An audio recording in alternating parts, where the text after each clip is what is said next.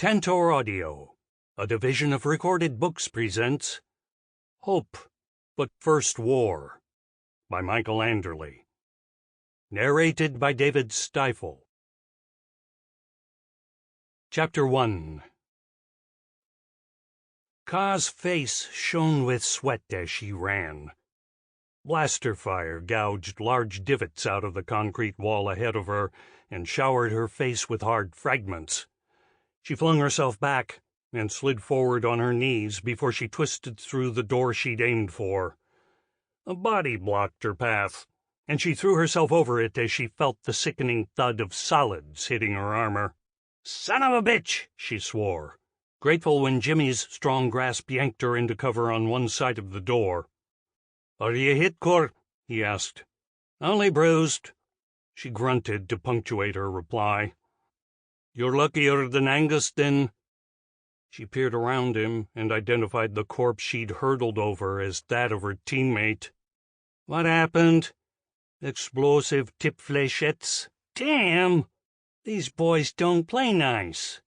Jimmy chuckled. "It explains the kid's reaction to them, doesn't it?" "Maybe." Ka frowned, her eyes dark with worry.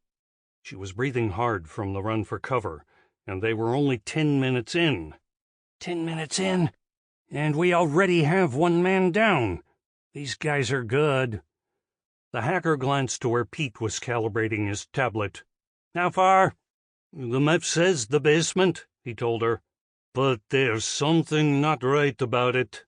"Show me," she demanded, and he passed her the files. "Well, hell." With a scowl, she flipped the tablet and passed it to him. "Whoever sent us this, they got the building in reverse." He studied the diagram as Jimmy poked his head around the doorframe to scan the approaches. "It's gone awful quiet, boss." Ka froze. Now that he mentioned it, the reality of the unnatural silence struck home. She glanced around the open foyer they'd taken shelter in. "Shit! Move, move, move!" The boys didn't ask any questions and scattered as the shadows behind the dead escalators moved. Blaster fire lit the space, and fléchettes screamed through the places they'd occupied. A familiar chuckle rolled across the room. "Run, rabbits, run!" A snicker followed immediately behind it, keeping the sing-song cadence of a popular children's song. The three teammates ran. "That is plain creepy," Jimmy complained, and swore as the soft whine of a rocket launcher coming online reached them. He slapped her on the shoulder. "Take Pete. I'll hold them." "Yo, what?" she asked, but she had already moved to the closest elevator and flung stickies at the side of the other one as she approached. Pete lobbed her grenade. "Move it, Jimmy. We need you." "Did you see how many there were?" Ka asked. "No," the Scotsman replied as he raced up the stairs behind them. "Because I swear I only saw 2. "That's not good, boss." A second whine joined the first, followed by a dull whoomp. They reached the top of the stairs and paused to look for the sound's source. Unfortunately, this made them perfect targets for the net that whipped around them and encased all 3 teammates in its folds. "Hey!" she shouted, and pushed the length of her blaster against the strands that had trapped them. They were tightening and had begun to glow. "Where did it—" Jimmy gasped and stopped when he noticed an enormous Dreth standing in a glassless shop window opposite them. "Oh."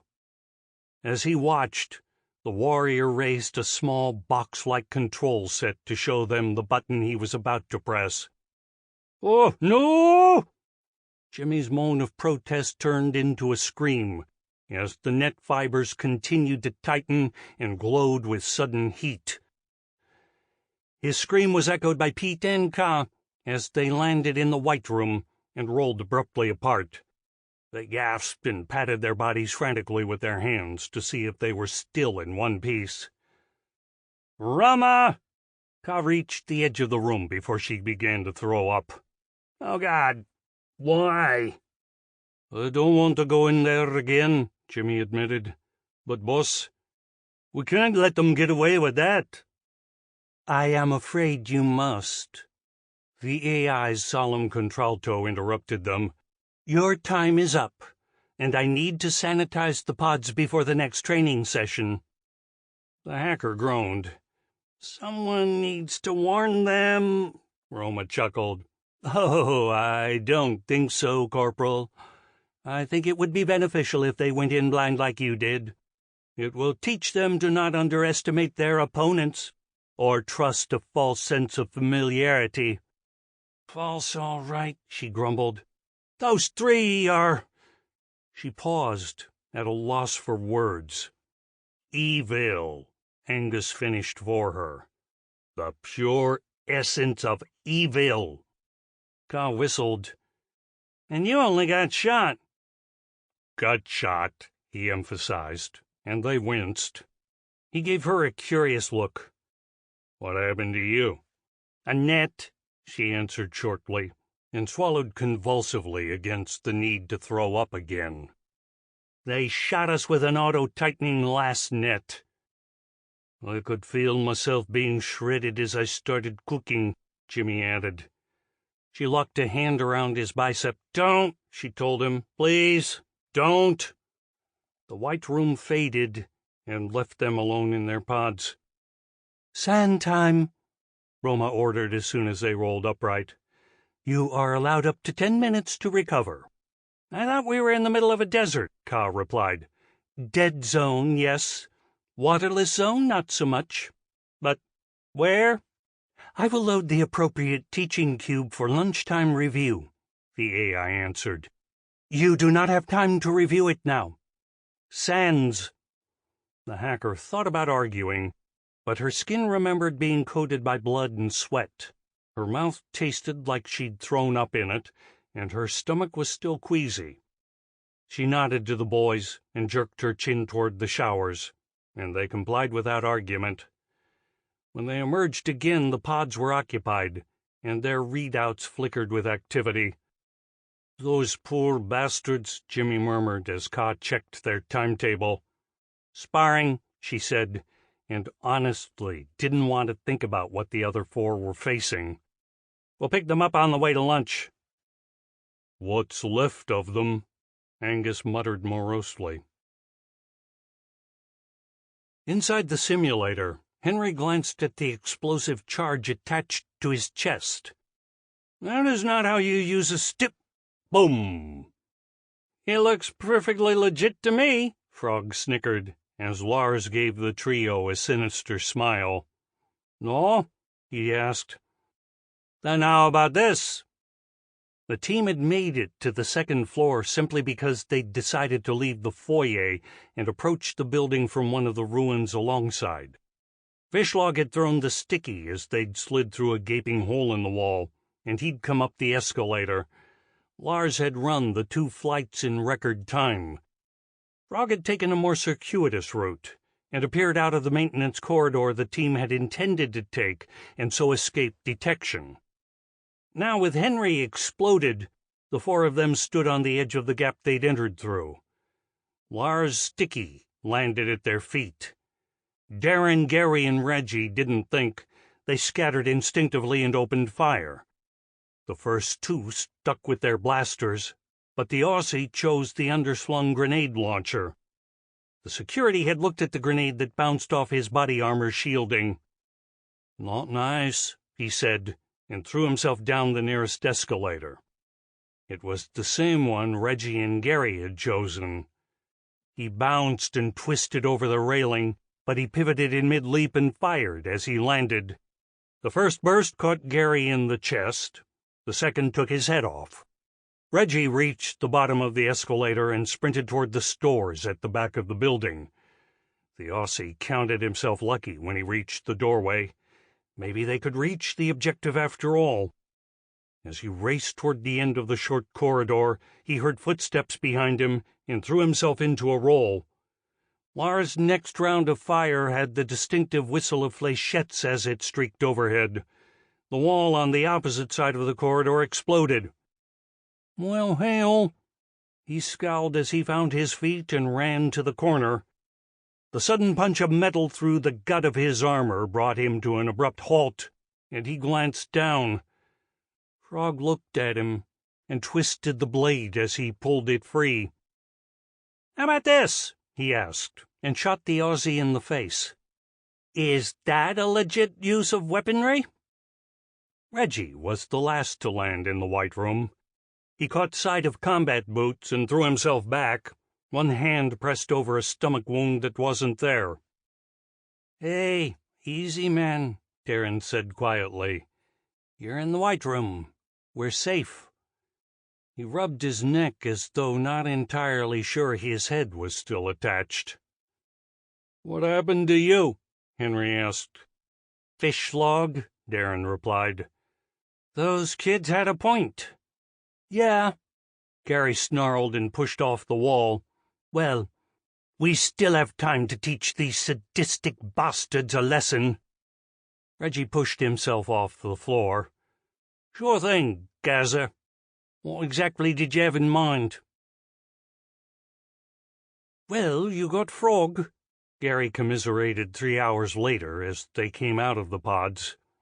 "Once," Reggie snarled. "I got the little shit once." He glanced at Darren. "Congratulations on taking the big fella down." His teammate grimaced. "He still took me with him." "Yeah," Henry agreed morosely. The only thing he could brag about was being the first one eliminated in each round, and there had been endless rounds. "It's like they were out to get me first," he complained. "Every single time. What did I ever do to deserve that?" "Maybe you're special," Reggie suggested, as they hit the sands, and laughed when Henry gave him a single-digit salute before he closed the door between them. They didn't feel much better when they emerged. "We need to do something about those dickheads," Reggie grumbled as they reached the cafeteria. John and Ivy were there ahead of them, each one with a heaping plate of steak and fries. If they weren't both chewing, he might have thought they were smirking. "At least they feed us right," Reggie noted as he wandered to the fridge. "I could do with a beer." "Make it 2, Ka ordered from the doorway.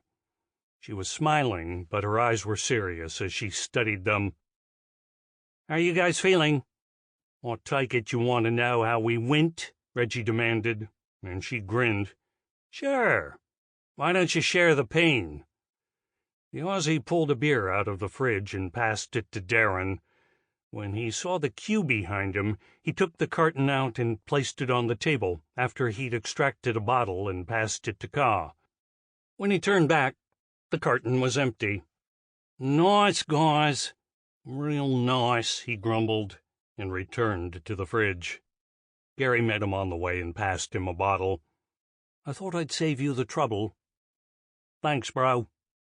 And you remember that the next time you call me a useless pom." Reggie gave him a sly glance. "Now, why would I do a stupid thing like that?" "Because I'll make sure you end up in front of Lars every single session we run if you don't." He hissed a breath between his teeth. "That's fighting dirty, bro." The Englishman shook his head. "Nope, I don't fight dirty. After today I can safely say I know nothing about fighting dirty. Compared to those 3, I fight as clean as the new fallen snow." "That'll be the day," Ka scoffed, and snatched her food from the drone that hovered impatiently in front of her. "You have no idea, boss." Ka quirked an eyebrow. "What? Did they use the net launcher on you, too?" A snort came from the corner of the cafe, but Gary ignored it. "They what?" "Last net," she told him succinctly. "How did they have time to set the launcher up?" "It seems it's a shoulder-mounted weapon for a Dreth." "I was blown up by a sticky," Henry added. "And I was shot in the face," Reggie admitted. "Twice," Gary pointed out, and another snort was followed by the sound of someone choking. They glanced at Ivy, who was doubled over while John patted her on the back. "Now look what you did," he told them, and Ka rolled her eyes. "It's not funny," she snapped, and Ivy began to sob. The young mage snickered. "It truly is." "Wait until it's your turn," she growled belligerently, and he grinned. "You forget we had them to ourselves for, what was it?" He frowned and poked Ivy. 6 months? She sat upright, still chortling. "I don't know," she told him, "but it was a long time." "You're welcome." "For what?" Gary exclaimed. "For being able to share the experience," she replied, and giggled. John rolled his eyes. "It's a pity they don't have a laws to train her to be tactful, because I don't think she's going to learn otherwise." The girl thumped his shoulder and picked her knife and fork up. "Your steak's getting cold," she said. Ka brought her meal and sat opposite them with Pete on her other side. "So," the hacker asked, "have you heard from Ted?" The maid shook his head. "As far as I know, the mission's going well." He sighed, and Ka smiled sympathetically. "It's hard, isn't it?" "What's hard?" Ivy asked. "Sitting and waiting while someone else is out in the middle of it." The girl nodded. "I know they can handle it, but—" She shrugged. Ka nodded. "Yep, that's about the size of it." John looked at Pete. "You're quiet." The explosives expert returned his gaze. "I'm thinking," he answered. He raised his eyebrows, and the man continued. "Vishlog." Ivy snickered. "He's a puzzle, isn't he?" "He's damned hard to beat," Ka replied, as the cafe door opened and Garrick entered with Todd. The young Dreth looked exhausted, and the sergeant frowned. "Who's damned hard to beat?" he asked, having caught the tail end of the conversation. "Vishlog," she replied. "No offense, Garrick, but your uncle's construct is a menace." The young warrior showed a little tusk in a small Dreth smile. "He is?" "Yeah," Gary said from behind him. "Do you know what the big lug did to me in the last scenario?" Garrick walked to the fridge, looked in, then closed the door and went to make himself coffee. "What?" He was chuckling by the time the man had finished, but Angus picked up where he left off. "He tore my head right off my shoulders," he added, and the Dreth set his cup down on the bench. "My uncle would never. This version of him did." "And he shot us with a self-tightening lasnet," Jimmy added. He paled. It's not something I want to remember." "Me neither," Ka said. "1 minute we were in clear space, and the next he was simply there." "Yeah, for someone that big he moves like a cat," Gary agreed.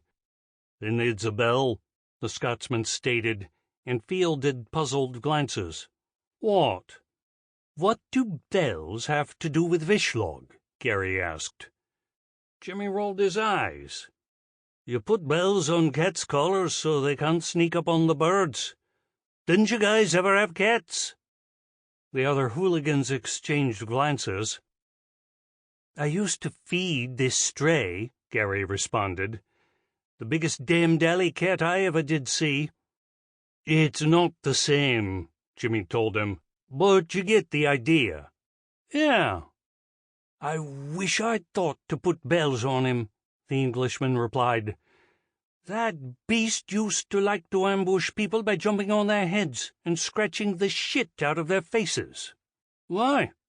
What did you ever do to him?" his teammate demanded.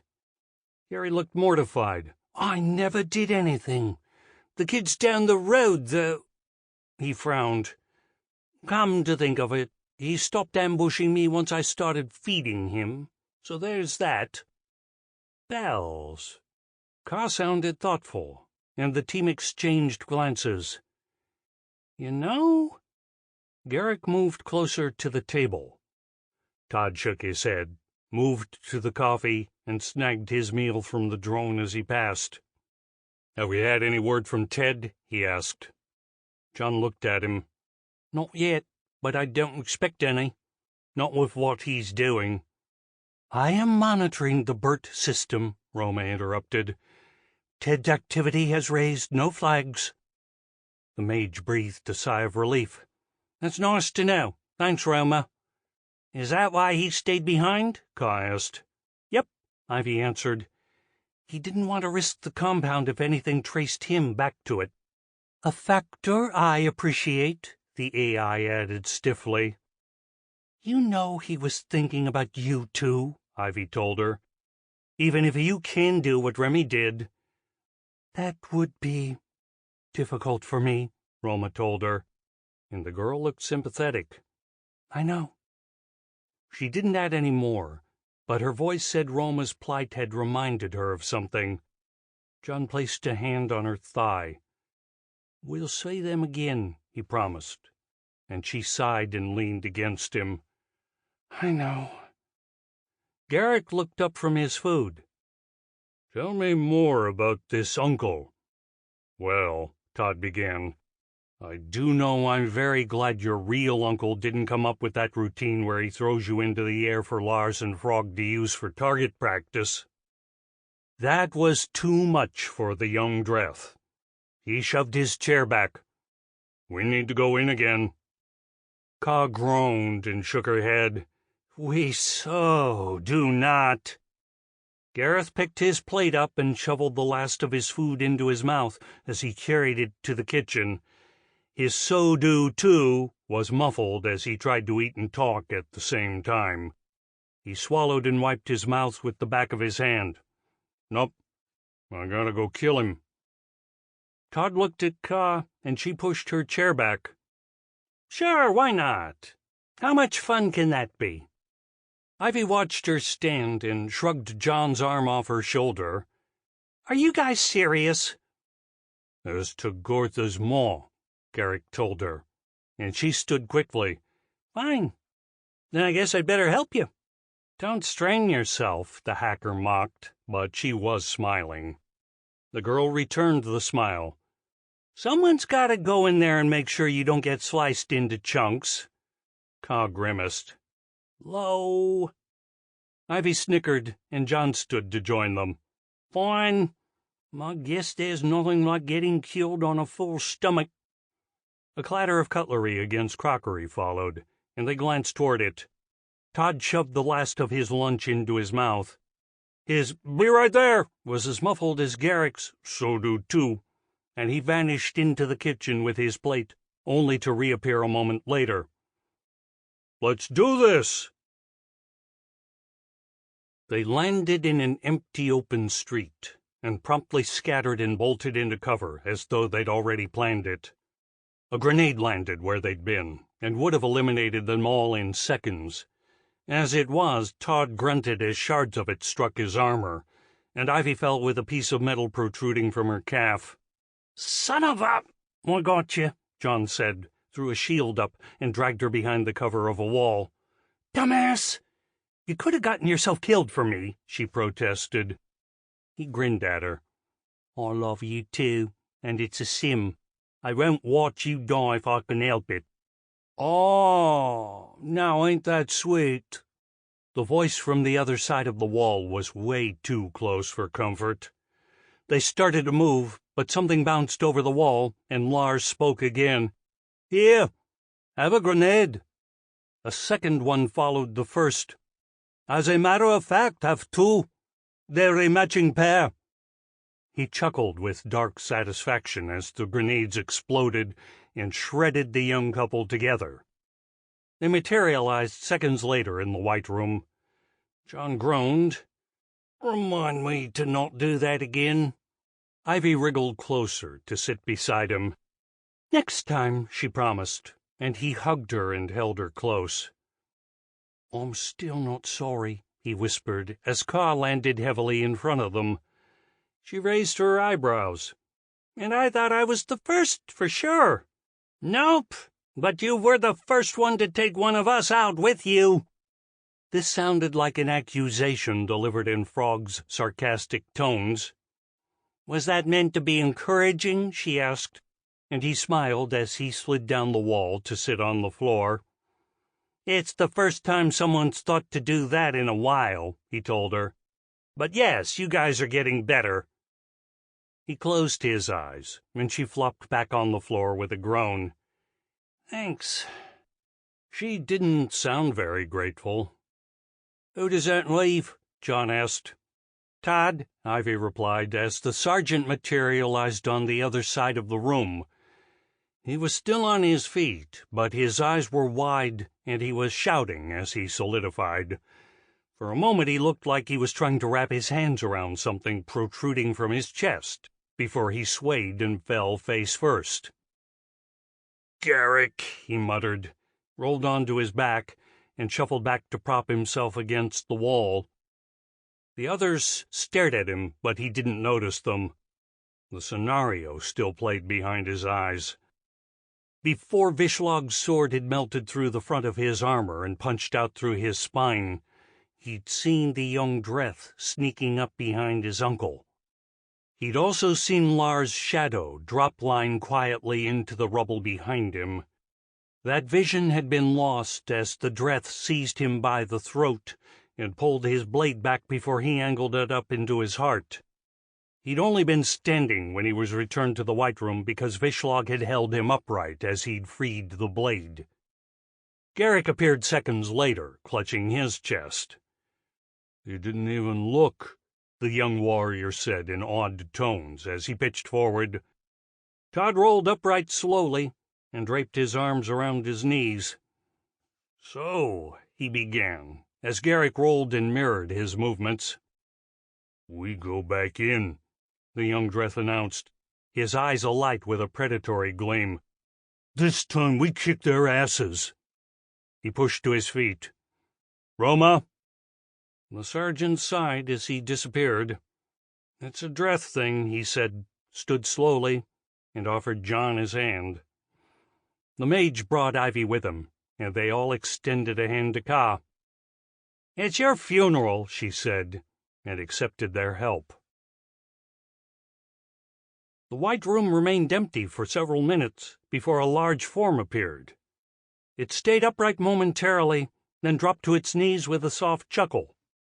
"Well played, little man," Vishlog said, rested his hands on his knees, and tried to resist the urge to feel for the hole that should exist under his chin. "Very well played." He sat there for a long moment, his head bowed as he rested, and assimilated the moves that had brought him down. The next time Garrick tried that, he was in for a surprise. His construct was still kneeling when the young Dreth arrived, in pieces. They showered onto the White Room floor and scurried together again. The head arrived last. Vishlog winced as it bounced and attached itself. "Well, Roma," he observed, "that was particularly gruesome, even for you." "I'm sure I don't know what you're talking about," the AI told him, but immediately snickered. Garrick lay still, his eyes closed, and his chest heaved as he slowly realized he was still alive. Vishlog watched him open his eyes and noted the alarm that flashed through his nephew's features. He gestured at the room around them. "This is the White Room," he rumbled. "We do not battle here." The tension drained from the young warrior's limbs.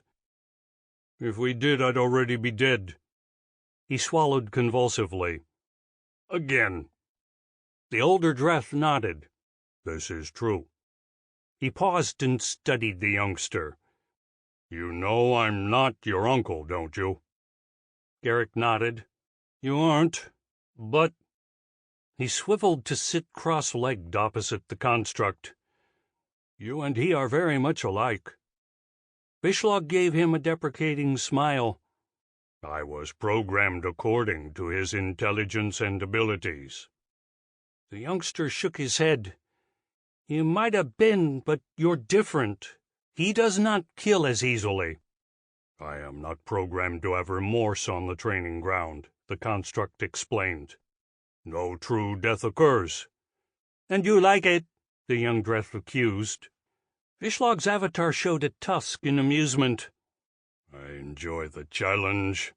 We are given parameters, but those we train with... Sample complete.